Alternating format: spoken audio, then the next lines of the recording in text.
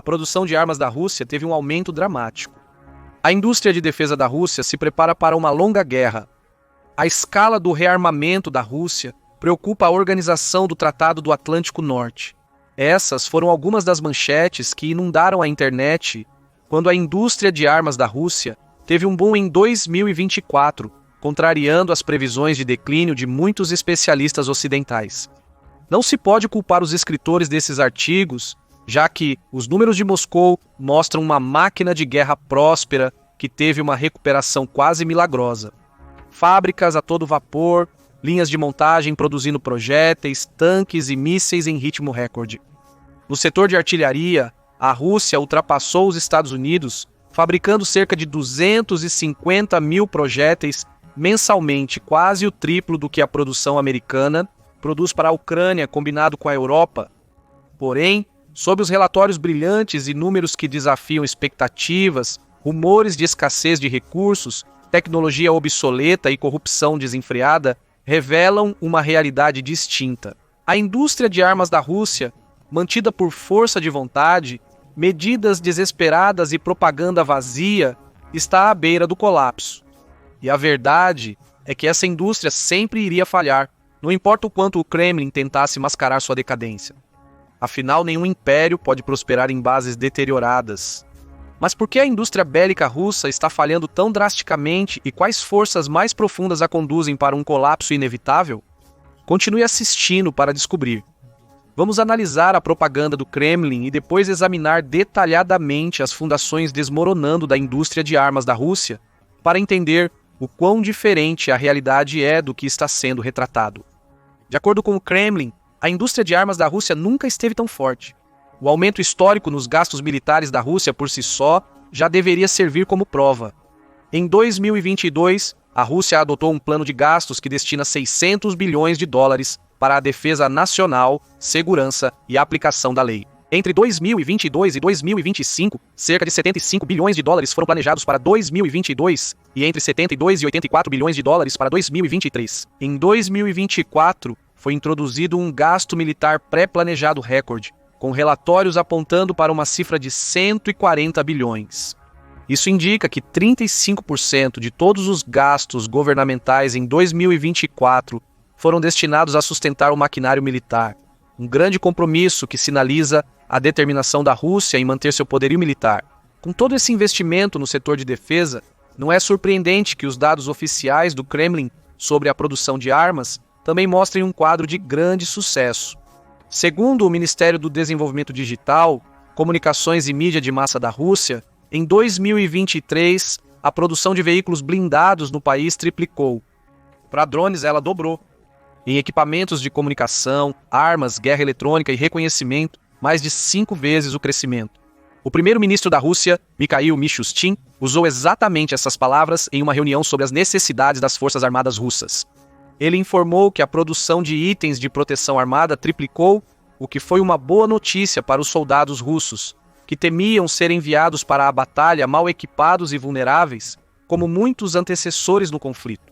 Para acompanhar a intensa produção, o Kremlin teria envolvido mais de 360 empresas, comissionando cerca de 37 mil unidades de diversos equipamentos.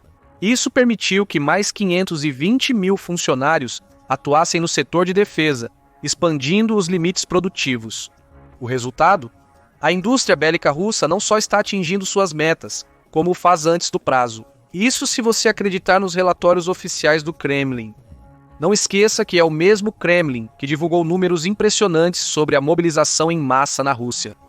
137 mil tropas em agosto de 2022, mais 170 mil soldados em dezembro de 2023 e planos para mobilizar outros 400 mil antes do fim de 2024. No papel, esses números retratam uma força militar imparável e em constante crescimento.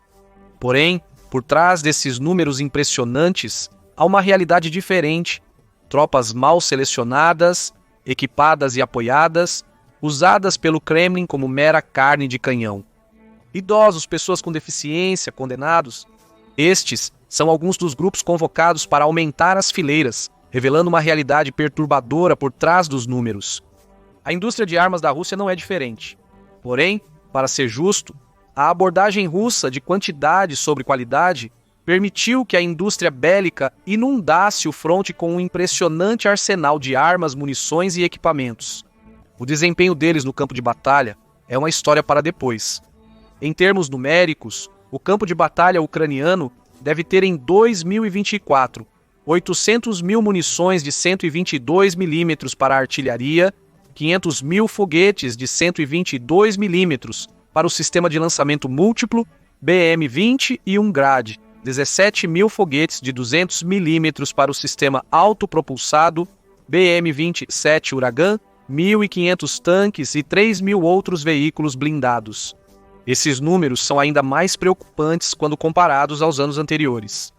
Por exemplo, apenas 33 mil foguetes de 122 mm para o BM-20 e um foram fabricados em 2023, o que significa que se espera que sua produção aumente em 1.415%. Novamente, isso se você escolher acreditar nos números controlados pelo Kremlin. Devemos continuar enfatizando a origem desses números, pois é fácil se perder neles e não perceber sua confiabilidade. Os números do Kremlin têm um único objetivo: reforçar uma narrativa de força, ignorando problemas mais profundos como controle de qualidade e ineficiência. Projetar poder é o único motivo pelo qual a Rússia aparenta estar investindo todos os seus recursos na produção de armamentos? Em resumo, não. A Rússia depende da indústria de armas para sobreviver. Mesmo antes da guerra na Ucrânia, a Rússia não conseguia exportar outros produtos de alto valor agregado, como carros ou celulares. As armas sempre foram fundamentais para as exportações russas, ficando atrás apenas do petróleo e gás. Agora, com a maior parte do mundo rejeitando produtos e recursos naturais russos devido às sanções e tensões geopolíticas, as armas são basicamente tudo o que a Rússia tem. Em 2024, a indústria de defesa da Rússia emprega cerca de 3,5 milhões de pessoas, representando 20% de todos os empregos na indústria de manufatura russa. Todos os tanques, aviões e munições fabricados, juntamente com o pagamento militar e a compensação para soldados mortos e feridos, contribuem diretamente para o Produto Interno Bruto da Rússia, ou os números do Produto Interno Bruto. Em suma, a guerra na Ucrânia por si só está impulsionando a economia russa. Mas e as exportações de armas? Os números da produção de armas também indicam um crescimento no setor de exportação? A resposta é um não categórico. Contudo, a razão por trás dessa resposta é complexa. A Rússia não pode vender armas, pois precisa de toda a sua produção para suas próprias necessidades militares. O conflito na Ucrânia está esgotando recursos e aumentando a demanda por armamentos, sendo a prioridade doméstica garantir que o exército russo esteja bem equipado e com suprimentos suficientes. Isso é crucial considerando os bilhões de dólares em ajuda militar que a Ucrânia está recebendo de seus aliados ocidentais. Por outro lado, mesmo que a Rússia quisesse, não seria capaz de vender armas em grande quantidade. Por quê? Porque dificilmente alguém se apressaria para comprá-las. Mas como isso é possível? Afinal, estamos falando do produtor da metralhadora mais famosa do mundo, a AK-47, o país que, junto aos Estados Unidos e França, contribuiu para quase 2/3 das principais exportações de armas globais entre 2019 e 2023. Quando suas armas são testadas em batalha diante do mundo e falham espetacularmente, a reputação delas pode ser manchada rapidamente. E isso, além das sanções que reduziram o número de países que compram grandes armas russas de 31 em 2019 para 12 em 2023.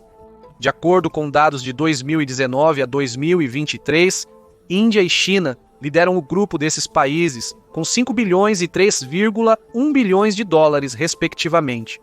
Porém, mesmo esses dois grandes importadores diminuíram consideravelmente as compras de armas da Rússia em 2023. Para comparação, a Índia importou 405 milhões de dólares em armas principais em 2000. Uma diminuição de 5,5% gasto em 2022. Da mesma forma, a China gastou 372 milhões em armas e equipamentos da Rússia em 2023, enquanto suas importações quase alcançaram 600 milhões de dólares em 2022, 580 milhões de dólares para ser exato. Então, O quão mal as armas russas precisam ter se saído para manter esses outros países afastados? A resposta é flagrantemente óbvia em campo. Mesmo no primeiro ano da guerra na Ucrânia, quando as armas russas deveriam ser novas e modernas, demonstrando seu poderio militar, o equipamento do país apresentou taxas de falha excessivamente altas. Pegue os mísseis russos como exemplo. De acordo com o Pentágono, esses mísseis tiveram taxas de falha de 60% apenas no primeiro mês do conflito. Neste contexto, falha foi definida como a incapacidade de lançar com sucesso o míssil ou atingir o alvo pretendido. Dos mísseis defeituosos, os de cruzeiro tiveram o pior desempenho, especialmente os lançados do ar, com as menores taxas de abate. Relatórios indicam que dos aproximadamente 1.100 mísseis lançados pela Rússia no primeiro mês da invasão, alguns atingiram o alvo, mas não explodiram, esquecendo da parte crucial. O Pentágono atribuiu esse fenômeno a problemas de controle de qualidade e fusão.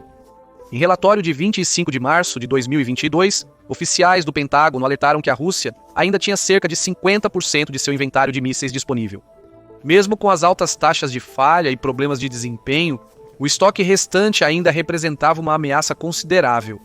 Até 10 de maio daquele ano, a ameaça praticamente desapareceu, pois o Pentágono relatou que a Rússia quase esgotou seu estoque de mísseis. Sem surpresa, a Rússia já não estava disposta a disparar o pouco que restava, dado o desempenho abismal e o estoque diminuindo, então o uso de mísseis continuou em ritmo reduzido. Agora, o desempenho dos mísseis russos é desastroso por si só. Contudo, a situação se agrava ao considerar todos os elogios que o exército russo fez à sua tecnologia de mísseis antes do conflito. O ex-vice-primeiro-ministro e atual diretor-geral da Roscosmos, Yuri Borisov, descreveu os mísseis hipersônicos russos como altamente precisos, capazes de eliminar alvos inimigos como veículos, depósitos de armas, postos de comando e infraestrutura, com margem de erro de apenas alguns metros. Ele acrescentou que esses mísseis, referindo-se principalmente aos tipos BAL, Bastian, Iskander, Kaliber, Kaj-1 e mísseis Kinzhal, podem viajar centenas de quilômetros e têm quase zero código de endereçamento postal. O código de endereçamento postal se refere à probabilidade de erro circular que mede o raio dentro do qual se espera que um míssil caia ao redor de seu alvo, indicando sua precisão. Então, um míssil com um código de endereçamento postal próximo de zero deve sempre atingir seu alvo pretendido com uma precisão notável. Contudo, a guerra na Ucrânia mostrou que esses elogios eram apenas wishful thinking. Mesmo relatórios pré-guerra sugeriram que os mísseis russos talvez não correspondessem às altas reivindicações do país. Em 2017, Igor Rossin, jornalista militar russo, analisou os mísseis marítimos, terrestres e aéreos mais devastadores da Rússia. Sobre o míssil de cruzeiro naval Kaliber, ele mencionou que tinha uma precisão de 30 metros, equivalente a cerca de 100 pés. Ao discutir os mísseis baseados no Arcaj-101, ele os descreveu como sendo capazes de eliminar alvos a até 5.500 quilômetros, ou 3.400 milhas de distância, com uma precisão de 5 a 50 metros, que é de 16 a 164 pés. 5 metros pode não ser muito, mas 50 certamente é distante do suposto código de endereçamento postal quase zero. De fato, 50 metros estão longe da precisão necessária para alvos de alto valor. A discrepância entre expectativa e realidade é uma das principais razões para o fracasso drástico da indústria de armas da Rússia. Contudo, não é o único fator. Vamos analisar as causas que levam ao declínio do setor de defesa da Rússia. Para começar, vamos expandir a primeira razão que mencionamos. As armas russas não atendem às expectativas na prática, fazendo com que a maioria dos importadores repensem suas compras. Mesmo que você saiba um pouco sobre as tecnicidades das armas, pense nisso logicamente. Como a Rússia, antes considerada a segunda maior potência militar do mundo, não conseguiu derrotar rapidamente a Ucrânia, uma nação com muito menos recursos e um exército menor, a propaganda russa foi tão eficaz que até comentaristas ocidentais previram a rápida queda de Kiev. Afinal, as reivindicações da Rússia e ações militares anteriores, como sua rápida vitória na Geórgia, a poderosa intervenção na Síria e sua postura agressiva na Crimeia, estabeleceram um precedente para o sucesso rápido. Mas vamos analisar mais a fundo. Com uma área de 26.900 milhas quadradas, a Geórgia é um país minúsculo, quase 10 vezes menor que a Ucrânia. Além disso, no momento da invasão da Rússia, em 2008, tinha um exército minúsculo de menos de 30 mil, que estava adicionalmente mal organizado. Na Síria, a Rússia enfrentava uma oposição fragmentada em vez de uma força militar coesa e bem estruturada. Somado a isso, os insurgentes sírios quase não tinham capacidade aérea, e a Rússia basicamente só realizou ataques aéreos no país. De acordo com Valery Gerasimov, o chefe do Estado-Maior das Forças Armadas Russas, a Força Aérea do país, Força Aérea Russa realizou 71 mil ataques à suposta infraestrutura terrorista em menos de um ano e meio. Finalmente, na Crimeia, a situação também era notavelmente diferente. A anexação em 2014 foi amplamente incontestada, caracterizada por uma operação rápida e bem coordenada que dependia fortemente do apoio local e de táticas secretas, em vez de grande envolvimento militar. As forças ucranianas na Crimeia, entre 5 e 22 mil, não tinham capacidade para se defender significativamente contra as forças russas, que aproveitaram a superioridade militar e o elemento surpresa. Em suma, as condições de combate enfrentadas pelo exército russo na Ucrânia foram muito mais desafiadoras do que as anteriormente vivenciadas por eles. Pela primeira vez, o exército russo precisou contar com todas as suas forças convencionais em um conflito prolongado e intenso contra um adversário bem organizado e determinado. Isso revelou as limitações das armas, táticas e logística russas, antes mascaradas por cenários menos desafiadores. É por isso que a Rússia falhou em quase todas as frentes na Ucrânia. Falhou em reivindicar vitórias substanciais, fazer e manter ganhos territoriais significativos, alcançar supremacia aérea, defender seus ativos navais no Mar Negro contra um país sem marinha. Terra Armar. Falha, falha, falha. Com isso em mente, por que algum comprador em potencial sério gostaria de investir em armamento russo que se provou ineficaz em um conflito de alto risco? As falhas do exército russo em várias frentes não só minam suas próprias capacidades, mas também levantam dúvidas sobre a confiabilidade de suas armas. Mas vamos tirar os compradores da jogada. Suponhamos que a Rússia esteja produzindo armas exclusivamente para sustentar seus esforços de guerra e sua economia. Mesmo para os padrões russos, a indústria de armas do país seria considerada um fracasso, porque seus produtos não conseguem igualar as sofisticadas armas ocidentais. Como superar as armas ocidentais é um objetivo-chave para a Rússia, conclui-se que tudo isso é em vão. Reivindicações pomposas, desfiles militares e estatísticas infladas perdem significado quando a indústria armamentista russa falha em produzir em larga escala sistemas de mira, munições de precisão e drones de longo alcance de alto impacto. Pegue o jato de combate furtivo Sukhoi Su-57 como exemplo. Este projeto começou em 1999, sob o disfarce de um avanço revolucionário em capacidades furtivas e multifunções.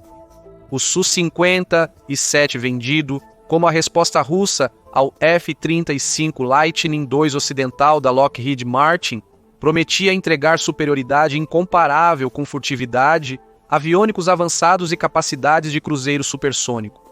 Depois de mais de 20 anos, a Rússia tinha apenas um punhado de protótipos Su-57 para mostrar por suas promessas ambiciosas. Em dezembro de 2019, apenas um ano antes do avião ser oficialmente lançado, o primeiro Su-57 em série, número Bort 01 Azul, caiu a cerca de 70 milhas do aeroporto Zyomg em Khabarovsk Krai durante a fase final dos testes de fábrica. O motivo? Uma falha no sistema de controle a 26 mil pés de altitude. Devido à falha, a aeronave entrou em uma descida em espiral rápida, levando o piloto a se ejetar a cerca de 6.500 pés de altitude. Este acidente simbolizou os desafios mais amplos da indústria de defesa russa, onde projetos ambiciosos muitas vezes não cumprem suas grandes promessas.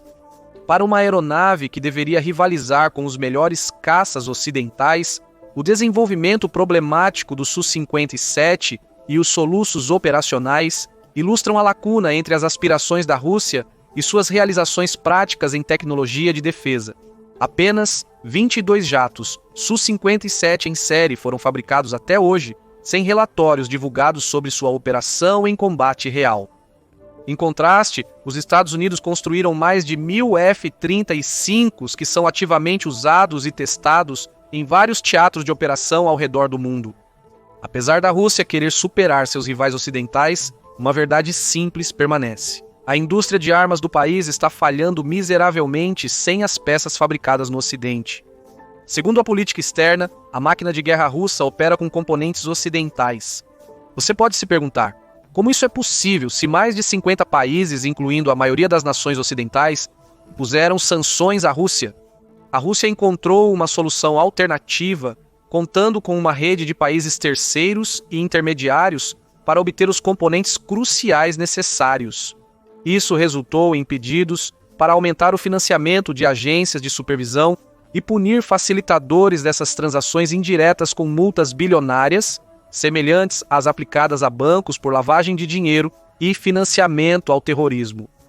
Isso também indica que a indústria bélica russa está quase sem tempo, e em um jogo arriscado, o tempo é crucial. A dificuldade crescente em obter componentes críticos provavelmente forçará a Rússia a reduzir muito sua produção ou buscar alternativas para fortalecer seu setor de defesa, ambas representando desafios significativos para a sobrevivência da indústria de armas e economia russas. Mas o quanto a produção de armas da Rússia depende de componentes ocidentais? Recursos ucranianos únicos de 2023 intitulados Componentes na Arma do Agressor e Instrumentos de Guerra detêm a resposta para esta pergunta. Essa resposta é 3.638 componentes ocidentais, diferentes em 134 sistemas de armas distintos. Em outras palavras, o exército da Rússia depende de 70% a 90% de peças fabricadas no Ocidente. O veículo aéreo não tripulado Shahed-238 é um bom exemplo. Com apoio iraniano, a Rússia iniciou a produção doméstica desses drones, visando fabricar no mínimo 6.000 unidades até o final. Para isso, precisará de componentes eletrônicos de nações ocidentais e outras como Canadá, China, Alemanha, Holanda, Suíça e Estados Unidos. Mesmo quando a Rússia tenta implantar novos tipos de armas, como os mísseis Kh-60 e Novy Zircon, eles não conseguem fazer isso sem componentes ocidentais. De fato, esses sistemas requerem tecnologias ainda mais avançadas e específicas, disponíveis apenas em nações ocidentais. Assim, impedir completamente o acesso da Rússia a componentes ocidentais significaria a ruína para sua produção de armas. Por enquanto, a Rússia ainda está conseguindo obter contrapartes fabricadas no Ocidente, com um relatório de junho de 2024 do Royal United Services Institute, um think tank baseado em Londres, revelando, apesar dos esforços diligentes de muitos funcionários públicos, apoiados pela vontade política de interromper a produção militar industrial da Rússia, há pouco a mostrar por isso. No entanto, até mesmo o pequeno dano que as sanções ocidentais causaram à Rússia não deve ser subestimado. As amplas sanções ocidentais empurraram a indústria de armas da Rússia à beira do colapso, mas não conseguiram derrubá-la completamente. Devido às sanções, o complexo militar industrial russo enfrenta atrasos severos, custos excessivos e ineficiências operacionais significativas. O resultado? Os russos têm reduzido custos, arriscando a qualidade das armas produzidas a longo prazo. Em 2024, pode parecer que a Rússia enganou seus adversários ocidentais pelo puro volume de produção. Porém, a maioria das armas produzidas em larga escala nas fábricas russas dificilmente mantém os padrões necessários para a guerra moderna. As sanções ocidentais não são as únicas responsáveis pela baixa produção das fábricas de armas russas, nem agora nem nunca. O tratamento dos operários de fábrica pelo Kremlin também tem relação com isso. Lembremos que estamos falando do Kremlin, que durante a guerra na Ucrânia favoreceu a estratégia militar de moedor de carne, enviando ondas de soldados sem muita consideração por sua sobrevivência ou bem-estar. Se é assim que o Kremlin trata os soldados da linha de frente, responsáveis pelas vitórias militares, imagine como trata os operários de fábrica nos bastidores. Os operários de fábrica na Rússia, como maquinistas e trabalhadores, recebem salários mais altos do que gerentes e advogados de colarinho branco. Apesar dos soldados russos serem bem pagos, eles ainda são tratados como recursos descartáveis. Na produção de armas, isso significa semanas de trabalho de 6 dias com turnos de 12 horas, acelerar o treinamento e até recorrer ao trabalho forçado para cumprir prazos. Por exemplo, Kurgan-Mashavod, a fábrica russa que produz os veículos de combate BMP-2 e BMP-3, trouxe condenados para suprir a falta de mão de obra. Esses prisioneiros, frequentemente inexperientes, são forçados a produzir em condições extremas para acelerar a produção. Contudo, é crucial observar que a culpa por esses atos desumanos não é só da administração. O governo russo aumentou a pressão em 2022 com Dmitry Medvedev, ex-presidente e atual vice-presidente do Conselho de Segurança da Rússia, visitando a fábrica e alertando a gestão sobre as possíveis acusações criminais que acompanham o não cumprimento dos prazos de produção. A mensagem de Medvedev era clara. O Kremlin exigia resultados, desconsiderando o custo humano. Isso nos leva à razão pela qual a indústria de armas da Rússia está à beira do colapso, e porque isso sempre seria seu destino: os desafios sistemáticos de seu complexo militar industrial. Em resumo, esse complexo está falhando por causa de um sistema extremamente falho de monopólios estatais, corrupção e ineficiências. O fracasso sistêmico está enraizado na resistência da Rússia em adotar o livre mercado, prejudicando a inovação e produtividade na defesa. Os Estados Unidos mantêm uma parceria entre governo e empresas privadas. Washington renovou sua frota de jatos de combate através de uma licitação competitiva, concedendo o contrato do F-35 para a Lockheed Martin após um concurso aberto com empresas como a Boeing. Este sistema tem desvantagens, como os custos excedentes de 400 bilhões de dólares vistos no programa F-35. No entanto, também impulsionou os Estados Unidos a produzir algumas das armas mais avançadas do mundo. Décadas de competição entre empresas privadas de armamentos incentivaram a inovação e eficiência, resultando em tecnologias de ponta como caças stealth, mísseis de precisão e drones. Já na Rússia, a indústria de defesa opera sob monopólios estatais e centralização, um legado da era soviética. O comunismo pode ter caído, mas a Rússia não adotou plenamente os princípios do livre mercado. O Estado mantém controle sobre a maioria das indústrias, incluindo a defesa, através de conglomerados como a Rostec, estabelecida em 2007 para consolidar mais de 700 empresas de armamentos. A Rostec visava eliminar ineficiências por meio do controle centralizado, mas isso apenas piorou a situação. Atualmente, a indústria de armas da Rússia enfrenta ineficiências sem precedentes. Isso também está relacionado às pessoas que lideram a indústria de defesa do país. Ao invés de incentivar a competição, o presidente da Rússia, Vladimir Putin, substituiu ideólogos comunistas por tecnocratas pragmáticos, ou siloviki, a maioria ex-agentes da Komitet Gosudarstvenoi Bezopasnosti como ele.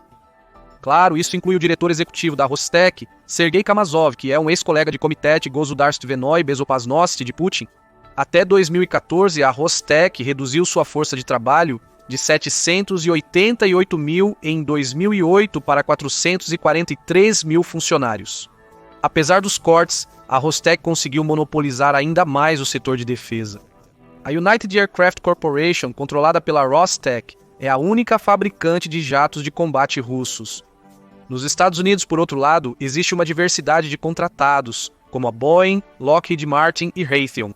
Outro exemplo de ineficiência no complexo militar industrial russo é a Almaz-Antey, a principal fabricante de mísseis da Rússia. Esta corporação é diretamente possuída pelo Ministério das Finanças da Rússia e liderada por outro silovik, Viktor Ivanov. Em 2017, a subsidiária MPO Novotor produziu apenas 60 mísseis de calibre em 6 meses, uma produção muito baixa, considerando que a Rússia disparou mais de 1.200 mísseis em apenas um mês da guerra na Ucrânia. Essa diferença entre a produção e as demandas do fronte expõe a inaptidão da indústria de defesa monopolista russa em suprir as necessidades atuais. No entanto, nenhum desafio sistemático assolou todos os aspectos da sociedade russa, como a corrupção, e não há dúvidas sobre isso. A corrupção e o favoritismo também estão presentes em todo o complexo militar industrial. Dessa forma, o falecido Yevgeny Prigozhin ex-aliado de Putin e sua empresa de catering, foram designados para alimentar os soldados russos, ignorando os sistemas tradicionais. Assim, soldados russos acabaram com comida vencida enquanto arriscavam suas vidas pela pátria. Segundo o ex-ministro das Relações Exteriores da Rússia, Andrei Kozlevin, a corrupção e o medo de informar Putin transformaram o exército russo em um exército Potemkin. O termo exército Potemkin se refere a uma força militar que parece formidável e bem preparada superficialmente, mas é vazia e disfuncional na realidade. O termo se origina de Grigori Potemkin, um nobre russo que teria construído aldeias falsas na rota da viagem da imperatriz Catarina a Grande à Crimeia para impressioná-la com a prosperidade local. É isso que a indústria de armas da Rússia é uma fachada cuidadosamente construída que começa a desmoronar. Quando essa fachada finalmente desmoronar, levará a economia russa junto. Afinal, esta economia está totalmente militarizada, com grande parte de sua capacidade industrial dedicada à produção de defesa. Com a vacilação do setor de defesa, todo o sistema econômico será afetado. Segundo Renaud Foucault, professor sênior de economia na Universidade de Lancaster, a economia da Rússia agora é completamente impulsionada pela guerra na Ucrânia. Ela não pode se dar ao luxo de perder, mas também não pode se dar ao luxo de ganhar. Se a Rússia vencer, os custos astronômicos de reconstruir e controlar uma Ucrânia conquistada seriam intransponíveis para sua economia já enfraquecida. Por outro lado, se a Rússia perder, corre o risco não apenas do colapso de seu complexo militar industrial, mas também da perda da própria força motriz por trás de sua estabilidade e crescimento econômico. Agora é a sua vez de opinar. Comente abaixo se você acredita que a ruína é a única opção para a indústria bélica russa. E se sim, quanto tempo você estima até que este complexo entre em colapso devido à sua decadência? Ansiamos por suas previsões. Descubra agora o motivo das armas russas serem tão ruins ou assista a este outro vídeo.